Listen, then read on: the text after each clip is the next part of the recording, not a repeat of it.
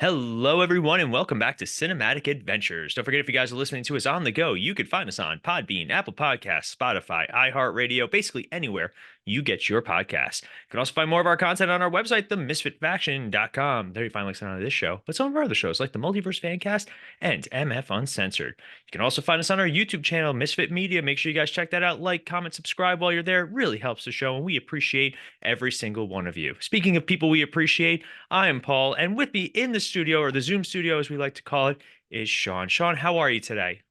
I am just wonderful, Paul. How are you? I'm doing all right. It feels like we've done a lot of these this week. It's been a busy week of podcasting. And you know what? You stock up those episodes, and this way you're not feeling pressured to get everyone together. I'm feeling pressured all the time, but at least Well, that's you. no, that is me. That is me. I just want But you to know I have no pressure on me at all. I'm oh, perfectly you're fine. good. You're fine. You're totally I'm okay. all good. All Yeah. right. I went to the chiropractor today and she went, "Oh," I was like, "That's not a good thing. That's all the pressure on my spine, all of it." But You get the pressure, the acupuncture. You're all set. You're getting just worked on. I know, my poor body. Anyway, now that we're done talking about me and my problems, we are back and we are here. We're celebrating a lot of anniversaries as of late, and we just did an anniversary episode for, I think, The Mask. We just did one on Multiverse Fancast. We talked to Mhm. Park movie on this show. Like, comment, subscribe. Make sure you check all those out. And now we're looking back at another franchise because now this podcast has become less about seeing movies currently and more about talking about some of our favorite movies, which I think we're okay with. Which is what it's always been, though. Yeah, that's fair. We don't go to the movies Well, enough anymore. for the first year, we were during COVID. We really weren't going to theaters. Movies weren't coming out, so Fair. And now with the writer's strike, we got nothing coming out in and like nothing. But then just a lot of crap movies are coming out. We don't feel like spending $30 to go and watch. I wanted to go see Madam Web. You're the one that went totally like I against it. am. I listen. I will fall on my sword for that one. I am confident we did not miss anything important. I really hope that one day when we watch that movie, we're gonna watch it together, I think. And I really hope I hate it more than anything in the world. And you're kind of like, it wasn't too bad. I really hope because It I know wouldn't you're gonna love it. shock me if I end up kind of liking it as a guilty pleasure, but it's just not something I want to Kind of like our trek to the theater and spend $20 on. kind of like When kind of like our friendship, a guilty pleasure. no, God, that's what that's Ronnie. That's a guilty pleasure. that is Ronnie from the Multiverse Fancast. Make sure you guys check that out. But we got our big episodes too coming out after this. Oh God, Oh, can't wait! you guys are in for some treats. Can't wait. Oh God, the editing alone. But anyway, so we are here and we're talking about arguably one of our defining movies from what year was this movie? 99, 25th anniversary this year. Jeez, that's wild. And it was during a time where the main actor of this movie was pretty much everywhere. Like he was very popular at the time. We love him still. We're big fans of his work. He's done some great things. Unfortunately, he's got some other issues in Hollywood that kind of have come to light recently. And that is, we're talking about the He Mummy. did just win the Academy. He did just win the Academy Award He last year. did. And we are talking about 1999's The Mummy starring Brendan Fraser. Sean, tell me about The Yes. Mummy starring Brendan Fraser. Oh, geez, where do I begin? Well, I mean, for anyone who is a regular listener to our podcast, they probably know by now that I am a big fan of old time monster movies from the 30s and 40s. And The Mummy is obviously one of those properties. This is not your father's Mummy. This was a totally new take on that whole idea, and it was a what's the word I'm looking for? It was an interesting take because it could have fallen flat. Because when you think The Mummy, what do you think? Tom Cruise 2017 film. Well, why you got to be like that? Because you said a mummy film that fell flat and it just kind of associated in my brain. Why you gotta feel like that? Now, what do you think of when you hear about The Mummy? What's the first image that comes to your head? Obviously, a guy in bandages, and Thank you. yes, okay. But I know you, all right? I know a guy in bandages that walks around slowly and strangles people to death. Well, you do not get that in this movie. No, he's not wearing any bandages. No, except for the beginning of the movie when he first gets, cursed and thrown into the ground. You never see him in bandages. Hmm. So right there, you take what probably most people knew about the Mummy, in the 60 years between the original and this movie, and you throw it out the window. And it turned out to be a great move. I thought it was a wonderful movie. I agree, Sean, because this movie's just it is such a 1999 movie between the effects and the action star aspect of it. Brendan Fraser, I love Brendan Fraser.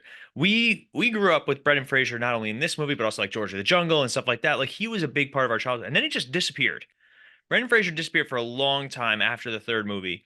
And we found out much more, like much later on, that not only did he like mess up his back really bad doing these movies, like to the point of Mhm. needing surgeries and stuff like that, he also apparently had a high-powered executive in Hollywood make an advance on him, and he was like, "Get away from me." No, and got blacklisted in Hollywood, which sucks. Like that, it sucks to hear. Like, Brendan Fraser just seems like such a nice guy, and He just does. like just a guy that seems likable and approachable, and he turned into an awesome action star, and then he just kind of disappeared. Now he's making his resurgence. It started with Doom Patrol on HBO Max, and yeah, he just won his Academy Award for The Whale. Did you see The Whale? I did not. No, I've Yeah. not seen it yet. It's him and what's her name from Stranger Things? Sadie Sink. What's her name? Yes, she plays his daughter, I think. Oh, But uh, yeah, like we go back, let's go back to 1999. Let's go through the cast of this movie. Obviously, we've talked ad nauseum already about Brendan Fraser. Anything else we want to say about Rick O'Connell and Brendan Fraser? I'm not at the moment, but we'll get more into it when we talk about the plot and the character and really what the character is kind of based off of and stuff like that. Hmm. Um, we have Rachel Weisz, who I think this is the first thing we probably ever saw her in. Obviously, she's a British actress. Um, she had a very girl next door look, and you want to talk about the most drastic changes between a character in one and Yeah. two. She is a totally different person in two. I In the would middle. argue that in the third movie, she's even more of a totally different person. Oh wow, yeah, You know, that they was. make that joke in that movie Oh where yeah, at the beginning. yeah, she's reading a book. She's reading the book that she wrote because apparently they become super rich after this, which is awesome because they have all the gold at the end. Well, that's yeah. You see that in the second one too. They have a mansion in London. They're famous, all that stuff. I mean, but in this movie, she is, she works in a library. She is the daughter of like old time scholars in Egypt. She is sort of a klutz. She has a brother who is basically an alcoholic and a pickpocket. And she's just, again, she's like that girl next door, feel to her. Rachel Weisz is fantastic in this movie. John Hannah playing her brother. And really, John Hannah, I mean, before this movie, he did Four Weddings and a Funeral. But he did a lot of smaller work. This was probably his biggest role. Yeah, Um, Arnold Vosloo as Imhotep the Mummy for a role where he doesn't speak. You that's know, true. Like especially he's being, he speaks Egyptian. speaks Egyptian, ancient Egyptian, but basically, he's pretty, intimidating. He's creepy. You He know, hasn't done a lot since. Like yeah. He he did was in the sequel. GI Joe. GI Joe. Was he in the second GI Joe? Did you ever see Uh, him? Because he his was yeah, he character, was. He was in GI Joe Retaliation. but you actually see him as the character before he. Because I He's know he. he's on the cast list. Okay. Yeah. And then he was. I remember him from. He was in a very famous episode of NCIS. But yeah, you're right. I have not seen really what else he has done in the since then. I'm trying to look. Yeah, not a whole lot of. That sucks. I liked him. GI Joe Retaliation is the last real Big movie. mainstream film he did. Which is fine. I think also like he probably did. He was also an Agent Cody Banks. Let's not forget. All right, but he probably did like the Mummy and the Mummy Returns come out within 2 years of each other. That's like a really quick turnaround, and he Mm-hmm. probably got like a lot of notice for it because he is Oh, I agree. fantastic. Again, I think he's also he reminds me kind of like of an Orlando Bloom type that works really well in period pieces. It's kind of weird seeing him in like a modern setting. Just like it's weird seeing Orlando Bloom play like a guy in like 2024. It's weird. Yeah, Orlando Bloom. Well, Orlando Bloom has chosen to make many period pieces, but he does work well in that type of setting. But I see what you're saying with Vosloo. He does kind of have that face that he plays a bad guy in like 1800s or the 1930s, that type of thing. Hmm. Um, We also have Kevin J. O'Connor as am I blanking on who he as Benny. is? Benny. He's a big. He works with Stephen Summers a lot. He was in GI Joe, Rise of the Cobra. He was in Van Helsing. So he's kind of been sort of one of those repertoire players in Stephen Summers films. Dr. But Mind. he's the character you don't know whether he's good, bad. He has his moments, but he's just a swarmy little, annoying a hole. Oh yeah. And That's really what he is, and he plays not it gonna, well. not gonna lie, my favorite dialogue exchange in the entire movie is after the boat catches fire and he's like, O'Connell, looks like we have all the horses. And O'Connell's like, looks to me like you're on the wrong side of the river. And he's like, oh. It's Yeah. funny because like those are the kind of characters that you can tell they have a very long history with each other, but it's Mhm. one of those very like frenemy type things where Yeah. like I'm sure they had some good adventures together, but for the most part, Benny's always kind of out for himself in some capacity. I Mhm. don't I also don't trust anybody that has that many different religious icons. It means that they can't That commit. was great. I love that. Oh, it's a great scene where he's literally going through each different religion. Like he does like a Chinese religion at one And he point. even has that one moment where he goes like, "No, no, okay, hold on, let me And he let me built let me look up an again." entire keychain of them. He looks like a set of janitor keys. Yeah. We got more people. And last bit on the cast, we have Jonathan Hyde as the Egyptologist, and we know Jonathan Hyde obviously from Jumanji, Hmm. playing the Van Pelt and the father of Alan Parrish. He was also in Titanic, um, and Richie Rich. And Richie Rich. Richie Rich. That's where we both probably first saw him from. He's another one that I have not seen in a long time. He's also up there in age. Like he's definitely getting up there. Well, yeah, he's definitely older, but but yeah, no, really, since The Mummy, the movies I'm looking at, I've never heard of any of them. Did you mention Oded Fair? Did not mention Oded Fair. Yeah, He's yeah. not like it's weird. He's not even on the cast list on Wikipedia, like the short list. But all right, yes, Oded Fair as Ardith Bay, Who's like so and badass. of course he returned for the sequel.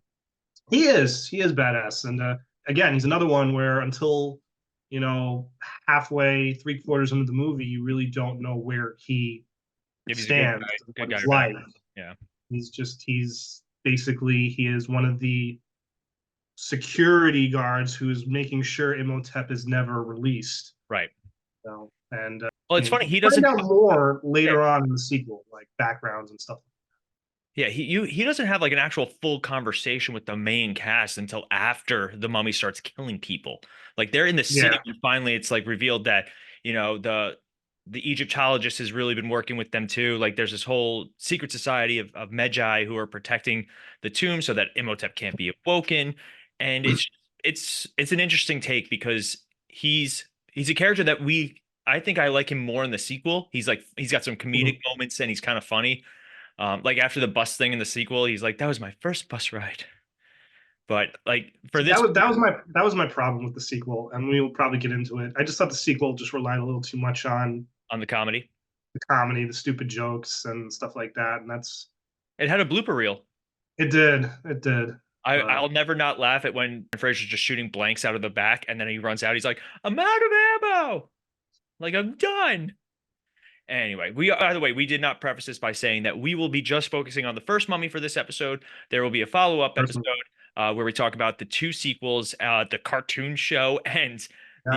and the spin-off movie. But we'll get to that in another episode. We wanted to spend a little bit more time just on this main episode, on this main movie, because it sets the tone for the rest of the series. And arguably, you look at like we made a joke about the 2017 Mummy.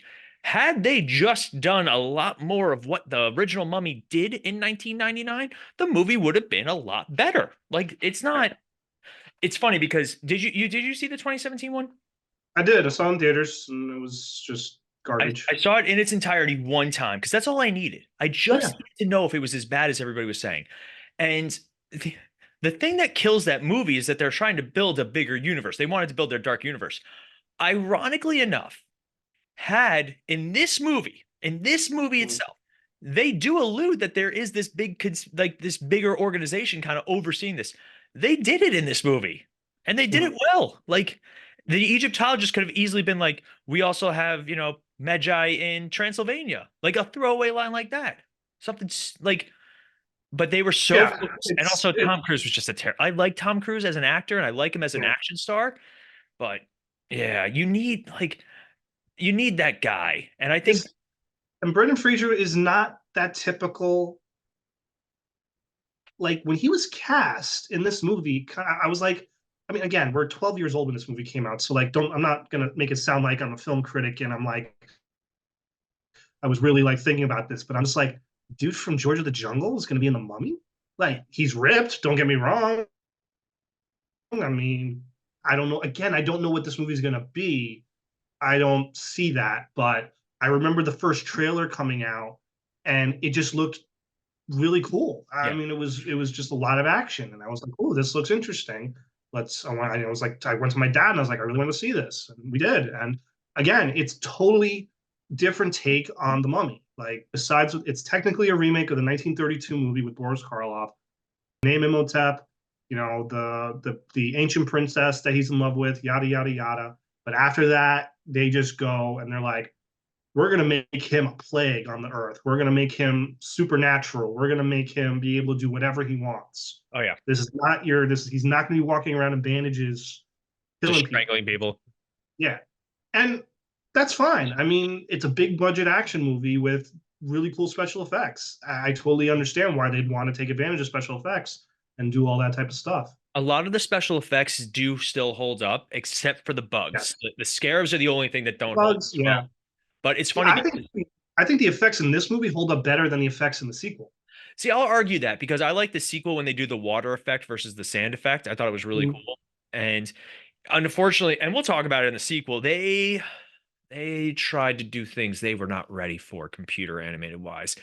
Well, Um, yeah. obviously, the Scorpion King at the end is Oh, still a watch. it's still jarring, but again, we'll get there. Let's talk about this movie though. So the movie starts off Yeah. in Thebes, Egypt in 1290 BC.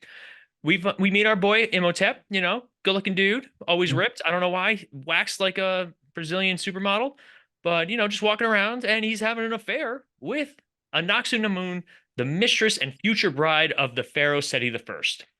So they be fooling around and Seti walks in and her makeup's a mess. And like, hey, who's been touching you?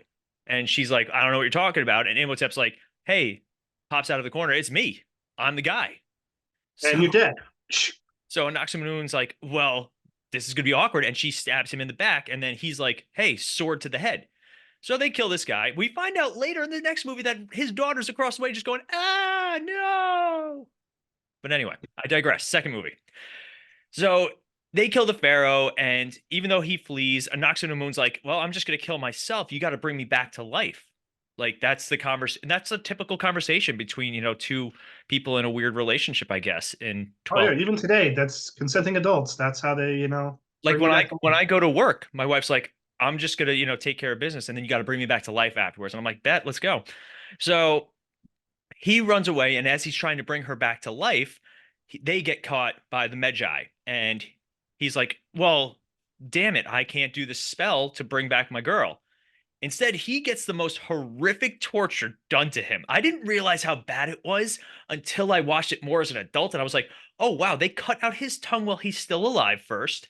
Which Then they've done in the original.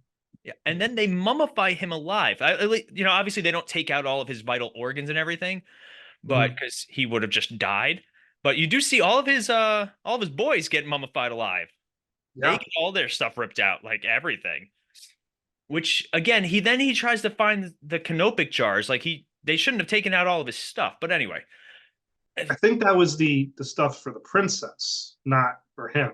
I don't remember. We're gonna have to I check that believe out. that was her. Oh, her stuff? Yeah, in the canopic jars. Yeah, for those of you guys who don't know, a canopic jar is the organ jars. Basically, when you got mummified, they talk about it in these movies. Like they talk about the process where like they remove all your vital organs, put them into jars so you could take them with you to the afterlife. Yeah. But anyway, so he's like, "Man, this sucks. I'm gonna put a curse on all of you that if I ever get resurrected, I'm coming back and I'm gonna ruin everybody's day." And that's how he dies, and the movie's over. So like, done. Just kidding. We fast forward to 1926, and this is a perfect example. I'm going to say it again. Brendan Fraser would have been an awesome Indiana Jones during if they had rebooted during this time. He would have been really fun. Well, that's because this character is basically not exactly. He's not an archaeologist, but he's got that badass, going on adventures, knows how to take care of himself mentality. Yeah. So the movie starts off with we have Rick O'Connell and his buddies. They're trying to find this city called Hamunaptra. It is this hidden city where Imhotep, we find out, is buried, and they get attacked by the Magi there, and he gets left for dead. So he starts wandering the desert. We find out later he gets captured and he's thrown into prison. But otherwise, other things happening. Jonathan meets his sister, who's a librarian and aspiring Egyptologist working for the museum, with an intricate box and a map that leads to Hamunaptra. He reveals that he stole it from the American adventurer Rick O'Connell, who discovered the city while in the French Foreign Legion 3 years earlier. They find him in a local prison and they make a deal with him to lead them to the city by bribing the prison guard. Now, fun fact, apparently, I think it was the neck drop that actually like almost killed Brendan Fraser in real life too. Because Yeah, he was actually, I believe, suffocating or being strangled to death in that scene. yeah. So Rick decides he's like, all right, I'm gonna take you guys, but we're gonna do it my way. But first I need a haircut and a tailor. So, and of course, like he comes up onto the scene and he's all like handsome now. And I'm like, yeah, yeah, that's George of the Jungle right there. Who'd win in a fight, George of the Jungle or Rick O'Connell with no guns? Rick O'Connell. You think so? I mean, George of the Jungle beat up a lion and spun He had it the lion, but on one the hand. lion knew what was going on. The No, no, lion. no, that was the second one with the monkey. You're confusing your lion fights again, I buddy. don't know, man. I don't know about you. He was friends with all the people in the jungle. Come on, man. I disagree, but anyway, I think George of the Jungle might actually be the surprise victor of this one. So they decide that they're going to the city, but they also encounter a band of American treasure hunters led by Benny, Rick's friend, who sucks. Now, they were warned to not go, but of course, they still end up going. The Magi attack them on the boat, and like there's sword fighting, and one guy's on fire. Like that guy's on fire, and a lot of people die. The boat sinks, and the two teams now, the American team led by Benny and the good guys led by Rick, because that's how it's divided, are racing to get to Hamunaptra, and they bet whoever gets there first like gets claim, and they honor that bet for some reason. Like, I guess where is your bond there? So they get to Hamunaptra, at pretty much the exact same time. But I think V is the one that technically wins the bet. So they decide that they're going to set up camp there. They're going to, be acquaintancy or be cordial to each other while they all investigate different spots in the city. So our heroes end up finding the tomb of Imhotep, and he's like nasty looking when he comes out. And they even pointed out they're like he still looks like He's still juicy. juicy. Ugh, that's such a weird term for that. Well, the other guys find the Book of the Dead and an ancient like trick box thing, like the Yeah. chest. And so later that night, Evie gets a little drunk and she does the one thing you should never do after too much drinking, Sean. She reads a book. Reads a book. All right. What harm could come from reading a book? They even say that in Oh, the second movie too. So they read from the book and they accidentally wake up Imhotep. Now, Imhotep comes with the power of the 12 plagues of Egypt? 10? I think it's 10 10. plagues, 10 10 plays plagues. of music. I'm thinking 12, 12 Days of Christmas. that was it, the Christmas stuff. Yeah. It's just 12 lords of leaping. Oh my God, watch out. That's worse than frogs falling from the sky. So they decide they're going to go back to the city with whatever they can and try and figure this out. Fast forward. After they get back, they get to Cairo. Imhotep gets the help of Benny to like get to the city. Now the Magi are the ones who are like, "Hey, we told you not to do this. We're gonna have to go down there and try and kill this thing." And Rick O'Connell's like, "I already shot him twice. Like I have bullets. They were effective." And the Magi are like, "Dude, like no weapon forged by humans." And then Rick O'Connell should have taken out like a rocket launcher and been like, "What about this?" And they would have been like, "Oh man." So they get back, and Imhotep follows them because obviously he can't die. And he wants to resurrect Moon by sacrificing Evie. That's what she decides, because that's what he calls her. Mhm. She believes that if the Book of the Dead brought Imhotep back to life, the Book of Amun-Ra can kill him again, and deduces that the book's whereabouts in Hamunaptra are underneath the statue of Horus. All right. So Imhotep shows up with an army of slaves of all people because they're all there and they're like, all right, well, we'll just have a drink. We'll go figure this out. And they start drinking blood by accident. Like it's a mess. By the way, full spoilers for the mummy. I know I didn't say it before, but here we are.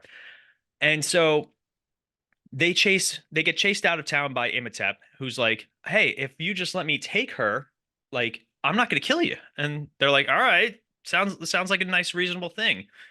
So he takes Evie and he's like, all right, we'll kill them. And they're like, whoa, guy, nobody honors their stuff no more. They manage to escape and they get help from Captain Winston, who's a friend of Rick's from the Royal Air Force. We meet earlier during the bar scene, and he offers to fly them back, which would have been a really smart move to do beforehand. Like, why did we take the boat? Could have flown.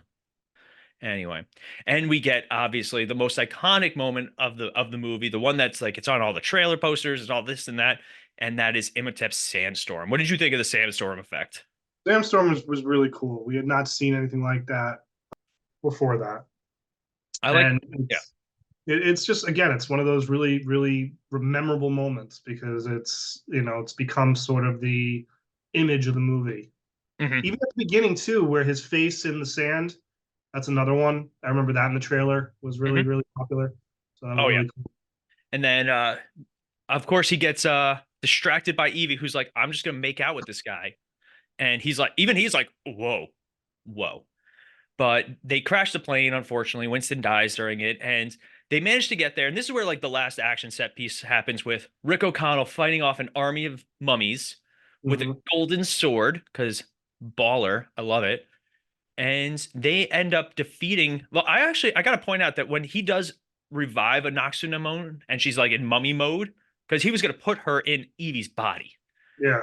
Like she's kind of there's it's a little scary. Like there are scenes where she like some jump scares and she's just kind of Hmm. creepy. But they they managed to get control of the army with the golden book, which is I love when Jonathan's trying to read from it and he ends up summoning the stronger mummies by accident to kill Rick. And he's like, "Oh, damn it." So they It's like not only he doesn't know the symbols, so he's like shouting them out, and he's like, I do "It's a love bird! It's a hawk! a stork. It's a stork!" I do love the callback in the second movie though. They do a lot of callbacks in the second movie that for the most part work, but Yeah, I know that one. I know that one. Amenephus. But anyway, so they also use the Book of the Dead to not only they get the guards to kill Anaxadumun, but they take Imhotep's immortality away, and he gets stabbed and he falls back into like he kind of turns back into his mummy form and he's like, "Hey, I'll be back, and it's gonna be bad for you." And they're like, "All Let's right, go. we won, we did it. Like let's go celebrate." And then Benny's like, he puts down a satchel on like a lever and it Hmm. sets off a booby trap that gets rid of the whole place. And then Benny dies horrifically. I like how Rick does try and save him.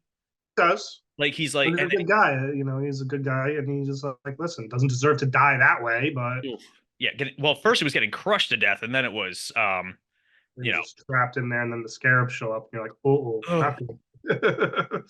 Yeah, and then the torch is slowly going out. You're like, oh no. And then you just hear it. You don't see it. You just hear it. And I think that's even better.